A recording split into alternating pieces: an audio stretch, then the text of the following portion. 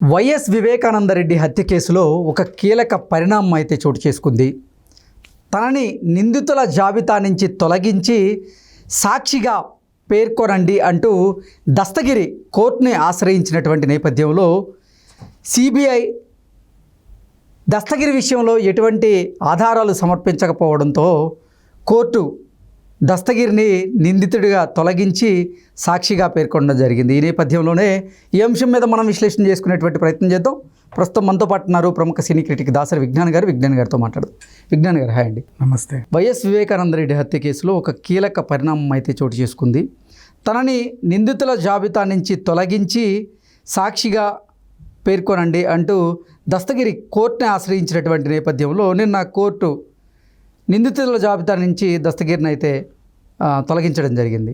ఏంటి అసలు కారణం ఏమైంది? ఇప్పుడు దస్తగిరి కోణం నుంచే ఈ కథ మాట్లాడదాం. దస్తగిరి కోణం నుంచి ఆయన అప్రూవర్గా మారిన తర్వాత చెప్పిన కథ, రైట్? దస్తగిరి అప్రూవర్ మారి చెప్పిన కథ ఏంటి? వన్ ఫైన్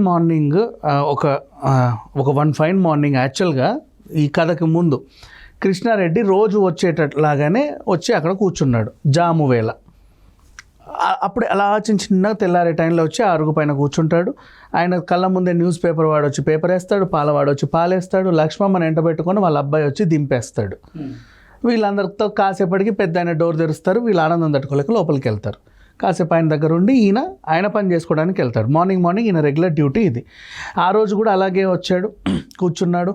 జాము పోయి సూర్యోదయం కూడా అవుతుంది, కానీ పెద్ద ఆయన రావట్లా. సౌభాగ్యమ్మ కాల్ చేస్తే ఇప్పుడు రాత్రి కొంచెం లేట్ అయ్యిందేమో, పర్వాలేదులే కాసేపు ఉండండి ఆయనే వస్తారు అని ఆవిడ చెప్పింది. సర్లే వస్తాడేమో అని చూస్తూ ఉంటే ఎంతసేపటికి రాలా. ఈలోపు చిన్నగా పొద్దు కూడా వచ్చేసింది. రంగన్న వెళ్ళి గార్డెనింగ్ చేస్తున్నాడు. ఆయన అలా తిరిగి వెనక డోర్ అలా టపా కొట్టుకుంటుంది. అందులో నుంచి వెళ్ళగానే బాబు గారు అని అరుపు. ఏమైంది అంటే రక్తపు మడుగులో బాతుల్లో పడి ఉన్నాడు. వీళ్ళందరూ కూడా వెనక డోర్ నుంచి వెళ్ళారు, చూశారు. ఇది జరిగింది. నెక్స్ట్ జరిగిందంటే నర్రెడ్డికి ఫోన్ చేసి చెప్తే ఏముంది అక్కడ? ఫోన్ ఉంది, ఒక సూసైడ్ లెటర్ ఉంది, ప్రసాదే నన్ను ఏదో కొట్టాడు అని చెప్పేసి. అవి రెండు దాచేసే అని చెప్తే సరే దాచాడు. ఆ వ్యవహారం తర్వాత మాట్లాడుకుందాం. ఇప్పుడు ఇక్కడికి వచ్చేస్తే దస్తగిరి చెప్పినటువంటి స్టోరీ. మేము నలుగురమే ప్లాన్ వేసాము. సునీల్ యాదవ్, శివశంకర్ రెడ్డి, ఎర్రగంగి రెడ్డి దీనికి హెడ్ అండ్ మేము నలుగురం కలిసి ప్లాన్ వేసాము. నేను కదిరి వెళ్ళి మంచిగా నరికేద్దామని చెప్పేసి ఒక గండ్ర గొడ్డలి చేయించుకొచ్చాను పలానా దగ్గర. అది కూడా నా దగ్గర ఉంది. ఆ రోజు రాత్రి ఎర్రగంగిరెడ్డి ముందు వెళ్ళాడు. తర్వాత వెనక డోర్ నుంచి మేము అందరం వచ్చాం. మీరందరూ ఎందుకు వచ్చారు అని అంటే ఒక ల్యాండ్ సెటిల్మెంట్ గురించి మాట్లాడడానికి అని చెప్పేసి ఆయనకి ఎక్స్ప్లెనేషన్ ఇచ్చుకున్నారు. సరే, ఈ లోపు కోపం కట్టలు తెచ్చుకొని సునీల్ యాదవ్ మా అమ్మ కావాల్సి వచ్చిందిరా నీకు అని చెప్పేసి ఆయన్ని తోసాడు. వివేక కింద పడ్డ తర్వాత నా పిల్లం కావాల్సి వచ్చిందిరా నీకు అని చెప్పి శివశంకర్ రెడ్డి ఆయన మీద పడి గుద్దాడు. వీళ్ళిద్దరు కొట్టి చంపేస్తే మరి నేను తెచ్చిన గొడ్డలి మాత్రం ఎలా? అంత కష్టపడి తెచ్చగా అంత దూరం నుంచి నేను కూడా ఏదో ఒకటి చేయాలి అని చెప్పేసి తల మీద ఒక పోటు, ఇక్కడ ఒక పోటు వేశాడు. ఓవరాల్ జరిగింది. రక్తపు మడుగులో ఉన్న ఆయన తీసుకెళ్ళి బాత్రూంలో పడేశారు. చేతులు దులుపుకొని వీళ్ళు వెళ్ళిపోయారు. ఇంతేగా జరిగింది. వెళ్ళేటప్పుడు రంగన్న ఇదంతా కిటికీలో నుంచి ఏదో శబ్దం వస్తే రంగన్న ఇలా చూశాడంట పైనుంచి. ఆయన చూసినందుకు ఆయన వణుకుతూ ఉంటే ఎర్రగంగిరెడ్డి వెళ్ళి ఇలా వార్నింగ్ ఇచ్చాడు. దూరం నుంచి ఈ సీన్ దస్తగిరి చూశాడు. ఇది దస్తగిరి చెప్పినటువంటి స్టోరీ. నెక్స్ట్ టీవీలో లైవ్లో దస్తగిరే ఏమని చెప్పాడు? అవునండి నేనే చంపాను, మేము గొడ్డలు తెచ్చి ఇలా నరికామని టీవీ లైవ్ షోలో చెప్పాడు. ఆ రికార్డెడ్ ఎవిడెన్సెస్ కూడా ఉన్నాయి. కోర్టుకు కావాల్సింది రికార్డెడ్ ఎవిడెన్స్. వీళ్ళ దగ్గర లేనిదేంటి? మెటీరియల్ ఎవిడెన్స్ ఏం లేదు. ఆ గొడ్డలి లేదు, ఇప్పటిదాకా కనబడి చావట్లేదు. ఎక్కడుందో తెలియదు, అసలు ఉందో లేదో కూడా తెలియదు.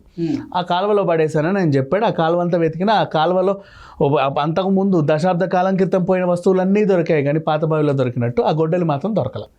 ఇది జరిగింది. ఇప్పుడు ఇక్కడి నుంచి చూస్తే దస్తగిరి నేను చంపాను అని చెప్పినటువంటి వీడియో అన్ని సోషల్ మీడియాలో ఉంది. కనీసం 3-4 ఛానల్స్కి లైవ్లో చెప్పాడు. అన్నిట్లోనే ఉంది. సో మెటీరియల్ ఎవిడెన్స్ ఉంది, రికార్డెడ్ ఎవిడెన్స్ ఉంది.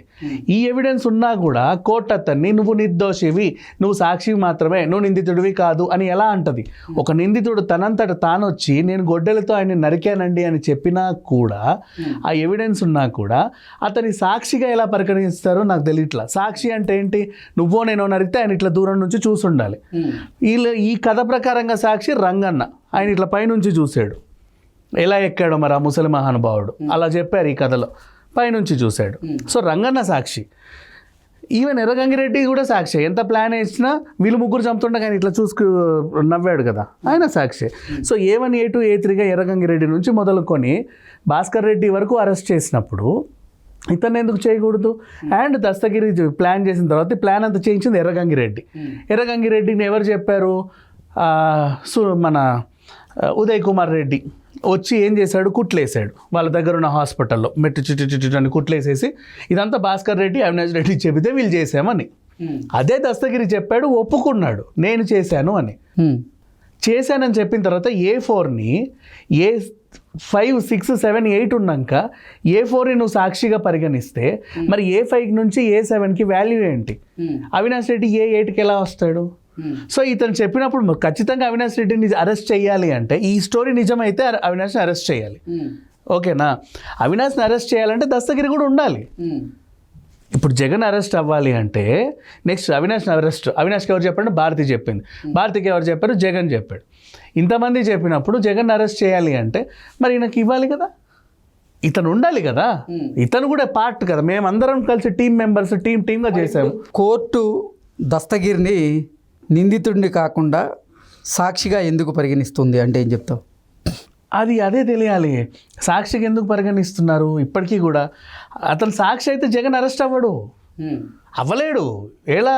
ఇప్పుడైనా నేను నరికాను అని చెప్పిన నువ్వు సాక్షి చేసినప్పుడు జగన్ కూడా తప్పించుకోడు. నరికానని చెప్పినోనే మీరు సాక్షి అంటున్నారు, మరి నేను అసలు నాకు సంబంధమే లేదు ఈ ఇష్యూలో, నన్ను ఎందుకు ఇరికించారని ఆయన అడగడా? అంతే కదా. ఆయనకు ఇప్పుడు జగన్ నేను నరికాను అని చెప్పడానికి కానీ, నరికినట్టు కానీ video evidence, audio evidence, visual evidence లేదు, అసలు దానికి సంబంధించి పరికరాలు కూడా ఏమీ లేవు. అవునా? మరి ఎలాంటి ఆధారాలు లేని ఆయన్ని నువ్వు అరెస్ట్ చేయాలి అంటే, ఇరికించాలి అంటే ఇక్కడ ఈయన ఎవిడెన్స్ ఉండాలి. ఈయనది ఎవిడెన్స్ ఉంది, ఇతను నువ్వు సాక్షిగా చేర్చలేవు. మరి ఎందుకు ఈ తప్పిదం జరిగిందో అర్థం కావట్లా. ఇకపోతే జగనే చంపాడు అనడానికి ఆధారాలు కూడా బోల్డ్ అని ఉన్నాయి. దీంట్లో తెర మీదకి కొత్తగా కేసీఆర్ పేరు కూడా వచ్చింది. అసలేం జరిగింది అంటే, ఈటల రాజేందర్ నావోడు కాదు పరాయోడు, మనోడు కాదు పగోడు అని ఎప్పుడు తెలిసింది? ఫోన్ ట్యాపింగ్ చేస్తే కేసీఆర్కి తెలిసింది. ఎలాగో ఫోన్ ట్యాపింగ్ చేస్తున్నాం కదా అని సరదాగా హీరోయిన్లే వాళ్ళే వీళ్ళే పక్క రాష్ట్రమే కూడా చేసి వాళ్ళకు కూడా హెల్ప్ చేశాడు. జగన్ మంచి ఫ్రెండ్ కాబట్టి. ఇప్పుడు ఏం జరిగింది? ఆయన కోరిక మేరకు మన వివేక ఫోన్ని ట్యాపింగ్ చేస్తే అతనికి షర్మిలకు ఉన్న కన్వర్సేషన్ బయటపడింది. ఇలా చేద్దాం అలా చేద్దాం అనుకోండి, నేను అవినాష్తో ఉన్నట్టే ఉంటాను కానీ నీకే నా ఫుల్ మద్దతు, ఎలక్షన్ ముందు నేను ఎలా తిరుగుతానో చూడు అని ఆయన షర్మిలకి చెబితే, షర్మిలతో ఒక ఒప్పందంకి వస్తే ఆమె కూడా అక్కడి నుంచి పోటీ చేద్దామని ఎంపీగా అనుకుంటే ఈ కథ అంతా జగన్కి తెలిసింది. ఈయన చెప్పాడు ఇదిగో ఎవిడెన్స్ వీళ్ళిద్దరు మాట్లాడుకుంది అని ఫోన్ ట్యాపింగ్ చేసి. అవునా అని చెప్పేసి సొంత చెల్లిని కూడా దూరం పెట్టాడు జగన్. ఇలా ఇది పులివెందుల నుంచి వచ్చిన వార్త, మనకు తెలియదు, మనం ఏం సృష్టించింది కాదు. ఇంకా పులివెందుల్లోనే ప్రచారంలో ఉన్నట్టు వార్త. అప్పుడు నోరిప్పితే జగన్ అధికారంలో ఉన్నాడు, పైగా మనూరోడే అని చెప్పేసి ఎక్కడ ఏ మూలకి నరికేస్తాడో తెలియక అందరూ సైలెంట్గా ఉన్నారు. ఇప్పుడు వాళ్ళందరూ ఒక్కొక్కరికి బయటకు వచ్చి చెప్తున్నారు కేసీఆర్ వల్లే జగన్కి ఒక విషయం తెలిసింది, రహస్య విషయాలు, ఫోన్లో సంభాషించినటువంటి రహస్య విషయాలు తెలిసాయి. ఆ విషయాలన్నీ ఈయనకు చెప్పగానే ఈయన సొంత చెల్లినే దూరం పెట్టాడు.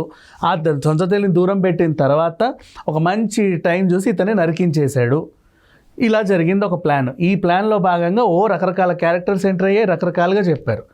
కానీ ఓవరాల్గా జగన్ నిందితుడే కాదనట్ల, వాళ్ళ కథనం ప్రకారం. అవినాష్ రెడ్డి నిందితుడే కాదనట్ల, వాళ్ళ కథనం ప్రకారం. అంటే ఎందుకు? రక్తం తుడిచింది ఎవరు, గుండెపోటు అని చెప్పింది ఎవరు, ఇట్లాంటి వాటికి కొన్ని ఆధారాలు ఉండాలి. అక్కడ సిఐ తిరుపతిరావు వీళ్ళందరూ ఏం చెప్పారు, ఇంకా అక్కడ ఉన్నటువంటి వైఎస్ కుటుంబానికి చెందినటువంటి వాళ్ళందరూ కూడా ఏమేం చెప్పారు. సో ఇవన్నీ కూడా బయటకు తీయాల్సిన అవసరం ఉంది. ఆ పక్కన పెట్టేస్తే ఇప్పుడు ప్రజెంట్ దస్తగిరికి మాత్రం సాక్షిగా చెప్పడం, సిబిఐ ఎందుకు దానికి అడ్డు చెప్పలేదు అంటే, సిబిఐ దగ్గర దస్తగిరి నరికినట్టుగా అతని వేలుముద్రలతో ఎలాంటి ఆధారం లేదు. కానీ అతను తనంతట తాను చెప్పి ఒప్పుకున్నటువంటి వీడియో ఉంది. ఉన్నప్పుడు దస్తగిరికి అసలు నువ్వు చచ్చినా కూడా సాక్షిగా చేర్చకూడదు. అతను అలాగే ఉంచి అవినాష్ రెడ్డిని, భాస్కర్ రెడ్డిని, జగన్ని అరెస్ట్ చేయాలి. నువ్వు ఇతన్ని తొలగించావు అంటే వాళ్ళు తప్పించుకోవడానికి మార్గం సుగమమైందని అర్థం. ఇది okay, thank you so much.